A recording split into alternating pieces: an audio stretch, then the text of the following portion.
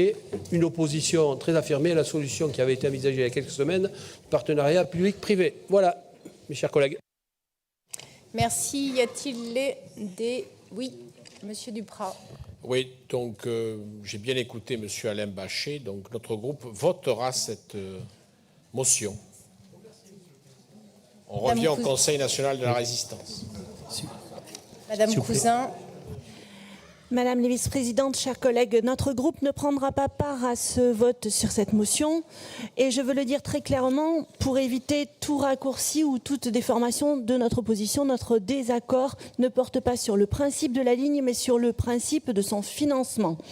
Et c'est un point essentiel car, à écouter certains, il faudrait choisir entre être pour la ligne ou être contre la ligne. Mais ce n'est pas le vrai débat. Le vrai débat, c'est de savoir sur qui repose l'effort financier et dans quelle proportion. Or, sur ce point, notre position est constante.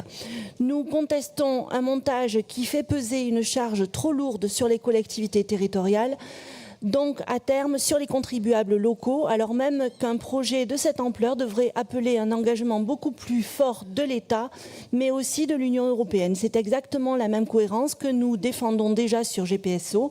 Nous refusons que les territoires soient les payeurs de dernier ressort des grandes infrastructures présentées comme stratégiques à l'échelle nationale, voire européenne. Cette motion rappelle le caractère structurant de la ligne, insiste sur son intérêt territorial et demande à l'État de respecter ses engagements. Très bien, mais elle entérine aussi, de fait, un schéma de financement que nous ne pouvons pas cautionner. Pour cette raison,